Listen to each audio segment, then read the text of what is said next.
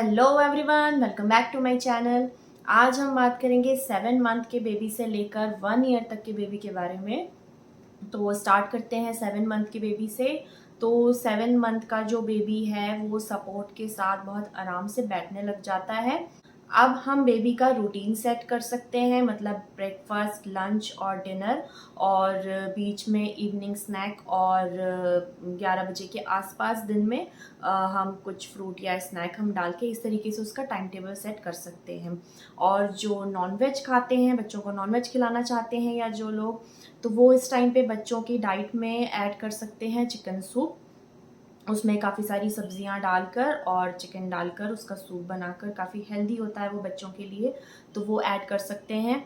जिन लोगों ने 4th month से खाना देना शुरू करा था, जो मैंने अपनी पिछली वीडियो में बताया है, तो अगर आपका बच्चा खिचड़ी के साथ यूज टू हो चुका है इस टाइम तक, तो इस टाइम अब खिचड़ी में सब्जियां ऐड कर सकते हैं। जो भी सब्ज़ी आप खिलाना चाहें, और सारी सब्जियों को ऐड करके, दाल और चावल सारे मिक्स करके और उसे अच्छी तरीके से पीस कर, वो भी काफ़ी हेल्दी होता है बच्चों के लिए। तो अब हम 7th मंथ में बच्चों की जो खिचड़ी है उसमें हम सब्जियां ऐड कर सकते हैं। इस टाइम बहुत ज़रूरी है पूरा कंसंट्रेशन बच्चे पर ही हो। इस टाइम पे बहुत ज़रूरी है बच्चों को अकेला ना छोड़ें, क्योंकि ये वक्त है जब बच्चा रोल होने लगता है और बेड पर से गिरने के चांसेस रहते हैं बच्चे के। रोल होकर कई बार वो बेड के किनारे आ जाता है और कई बार एक्सीडेंट हो जाते हैं, बच्चा गिर भी जाता है। तो अब ये टाइम स्टार्ट हो रहा है, बच्चे को बिल्कुल भी अकेला ना छोड़ें। अब बात करते हैं 8th मंथ के बेबी के बारे में। तो by the end of 8th month baby जो है वो विदाउट सपोर्ट बैठने लग जाता है, बिना किसी सपोर्ट के, और हल्का फुल्का सा मम्मा पापा इस तरीके के वर्ड्स जो हैं उसके मुंह से निकलने लगते हैं। By the end of 8th month हम जो फैमिली के लिए खाना बन रहा है, कोशिश करें कि अब वो धीरे धीरे से करके अब वो बच्चों को भी वही खिलाना स्टार्ट करें। जैसे अभी तक हम सब्जियों को डालकर खिचड़ी बना रहे थे, तो अब 8th मंथ जब ख़त्म होने लगे या अर्ली 9th मंथ का जो पीरियड होता है, उस टाइम पे अलग अलग दाल चावल जो फैमिली के लिए बनता है, सब्ज़ी जो बनती है फैमिली के लिए, वो ही आप मिक्स करके हाथों से काफ़ी अच्छी तरीके से मसल कर, और कोशिश करें कि अब ये टाइम आते आते तक या तो आप मिक्सी का यूज़ करना बिल्कुल बंद कर दें और मिक्सी में पिसा हुआ खाना खिलाना बंद कर दें। कोशिश करें इस टाइम तक आते आते आप मिक्सी का जो खाना अभी तक हम पीस कर खिला रहे थे या बिल्कुल ही घुटा हुआ खाना खिला रहे थे, उसे धीमे धीमे करके कम करना स्टार्ट करें। क्योंकि जैसे ही हमारे पास सिर्फ ये 2-3 महीने हैं, बच्चा पहले साल में एंटर करता है, हमें वहाँ तक लेके जाना है बच्चे को कि वो जो घर में खाना बन रहा है वो ही खाए। हम हाथ से जो भी खाना मसल कर जितना हम खिलाएं, तो वो बच्चा अच्छी तरीके से स्वेलो कर पाए। तो इसके लिए ज़रूरी है हम यहीं से स्टार्टिंग करें 8th मंथ से। और मिक्सी में भी घुमाना है तो सिर्फ अगर 1 या 2 बार घुमा दिया, इस टाइप से कम करते करते धीमे धीमे करके खाने को मिक्सी में घुमाना कम करें, और हाथ से या फिर वैसे ही चम्मच से मैश कर करके बच्चे को खाना खिलाएं। अब हम बात करते हैं 9th मंथ के बेबी के बारे में। तो 9th मंथ का जो बेबी है वो फर्नीचर पकड़ के आराम से खड़ा हो जाता है, और कुछ स्टेप्स बढ़ा के फर्नीचर के ही किनारे किनारे वो चलना शुरू कर देता है। अगर बेड का किनारा पकड़ा हुआ है तो वो बेड के किनारे किनारे पकड़ पकड़ कर चलना शुरू कर देगा, और अगर सोफ़ा उसने पकड़ा है या कोई टेबल पकड़ी है तो वो किनारा पकड़ पकड़ कर चलना स्टार्ट कर देता है। इन केस कोई बच्चे ऐसा नहीं कर रहे हैं तो महीने भर का टाइम दें। महीने भर के बाद आप फिर डॉक्टर से कंसल्ट करें, और ज़रूर करना चाहिए, लोगों की बातों में नहीं आना चाहिए कि कोई बात नहीं कुछ बच्चे देर से चलते हैं। लोगों की बातों में ना आकर सेफर साइड हमें ज़रूर डॉक्टर से कंसल्ट करना चाहिए अगर हमारे मन में थोड़ा सा भी डाउट आ रहा है। कुछ बच्चे देर से चलते हैं, जैसे मेरी बेटी देर से चली थी, वो 1 ईयर के बाद उसने चलना शुरू किया था, मतलब अकेले चलना 1 ईयर के बाद शुरू किया था। बाकी पकड़ कर चलना उसने 11th मंथ में शुरू करा था। तो अलग अलग बच्चे होते हैं, अलग अलग उनकी ग्रोथ होती है। तो जैसे मेरे बेटे ने 8th 9th मंथ पे वो इस तरीके से चलने लगा था। 10th मंथ आते आते by the end of 10th month वो आराम से बिना किसी सपोर्ट के और वो वॉक करने लगा था। तो सारे बच्चे अलग अलग होते हैं, सारे ही बच्चों के साथ एक्सपीरियंस अलग अलग होता है। तो 1 महीने का टाइम ज़रूर दें। अगर 9th मंथ में बच्चा पकड़कर नहीं खड़ा हो रहा है तो 10th मंथ का वेट करें। 1 महीने का वेट करने के बाद अगर आपको लगता है कि आपको डॉक्टर से मिलना चाहिए तो आप ज़रूर एक बार कंसल्ट कर लें।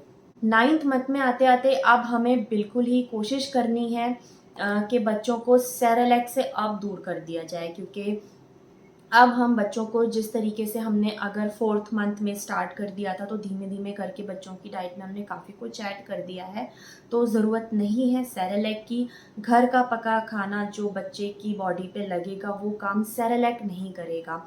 तो कोशिश करें घर का ही पका हुआ खाना और फ्रूट्स, इस टाइप की चीज़ें बच्चों की डाइट में हो। कोशिश करें धीमे धीमे करके। अगर बच्चे को सेरेलैक पसंद आने लगा है और उसके बिना वो रोता है या वो सेरेलैक से ही उसका पेट भर रहा है तो क्वांटिटी कम कर करके धीमे धीमे करके सेरेलैक को उसकी डाइट में से आप आउट करें।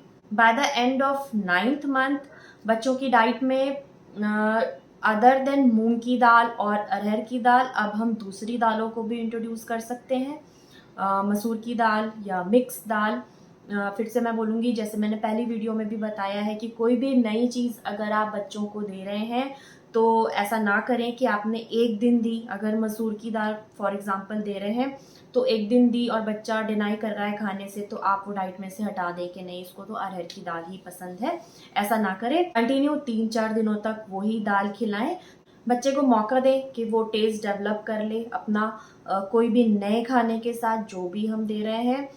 और हम ऐड कर सकते हैं राजमा, छोले, चना, ऐसी चीज़ें भी इस टाइम तक आते आते हम देना बच्चों को शुरू कर सकते हैं। अच्छी तरह मैश कर लें और चावल में या रोटी में मिलाकर उसे बच्चों को खिलाया जा सकता है।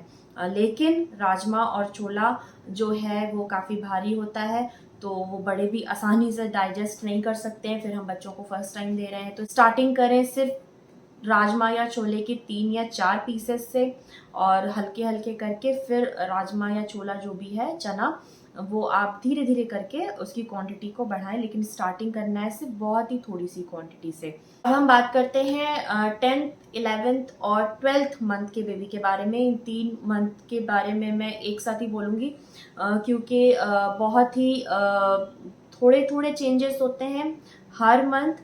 तो 10th मंथ का जो बेबी है, कई बेबी जो है वो वॉक करने लगते हैं।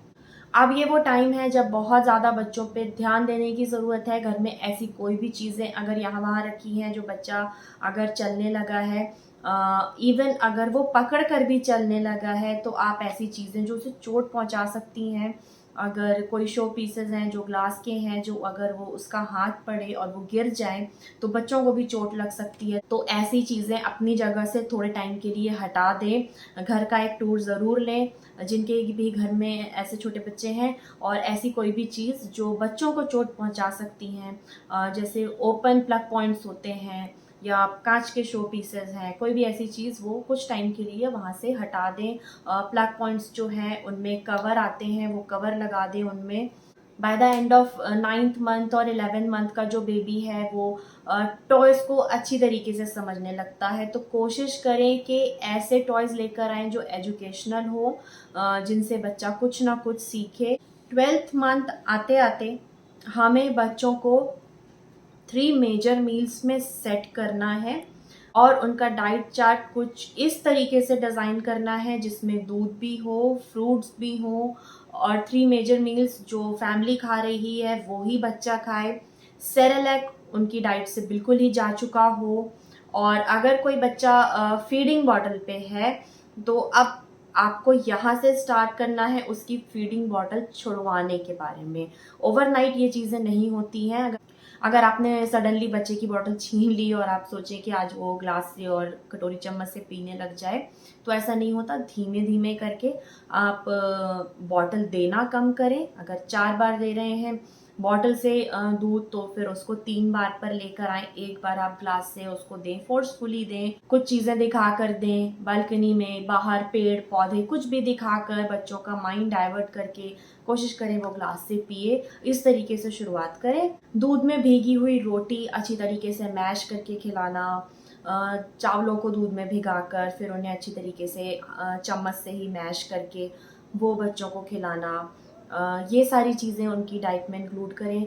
किसी टाइम बॉइल्ड पोटैटोज़ ले लीजिए, दही ले लिया आपने, उनको मिक्स करके और वो बच्चे को खिला दिया। दूध के साथ साथ उनकी डाइट में शेक भी इंक्लूड कर सकते हैं। बनाना डाल के शेक बना दिया, या मैंगो का सीज़न है मैंगो डाल के शेक बनाया, स्ट्रॉबेरी डाल के शेक बनाया। तो एक जो है वो शेक ज़रूर उनकी डाइट में इंक्लूड करिए। बच्चों का ज़रूर से एक आप टाइम टेबल सेट करिए, आपको किस टाइम पे क्या खिलाना है। और मदर्स के लिए लास्ट में मेरी यही एक टिप है कि इस टाइम को आप एंजॉय करें और टेंशन बिल्कुल भी ना लें। अभी तक भी अगर आपका बच्चा 1 ईयर का हो रहा है और आपने अपने ऊपर ध्यान नहीं दिया है, तो अब ये टाइम है आप अपने ऊपर ध्यान दें। और मैंने पहले भी अपनी वीडियोस में बताया है कि अच्छे अच्छे कपड़े पहने, अच्छी तरीके से तैयार हों। और कई लोगों को मैंने देखा है कि बिल्कुल अपने ऊपर गिव अप कर देते हैं, कि उनका पूरा ही कंसंट्रेशन होता है अब हमें सिर्फ बच्चा पालना है। तो ऐसा मत करें। वो अब आपकी एक लाइफ का एक हिस्सा है, वो एक फैमिली मेंबर है। आप उसको एक मिशन नहीं बनाना है। आपको ये टाइम एंजॉय करना चाहिए, जितना ज़्यादा आप एंजॉय कर लें।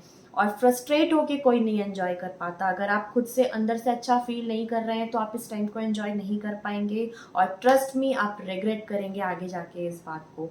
तो अपने ऊपर भी पूरा ध्यान दें, अपनी भी डाइट में पूरा ध्यान दें, एक्सरसाइजेस पे पूरा ध्यान दें, और फिट रहें और इस टाइम को एंजॉय करें, बच्चों का बचपन एंजॉय करें। ये वक्त, अगेन मैं बोलूँगी, ये वक्त लौट कर नहीं आएगा। अगर आपको ये वीडियो मेरी अच्छी लगी तो please like, share and subscribe. अगली बार फिर मिलेंगे एक नए वीडियो के साथ। तब तक के लिए bye bye and take care.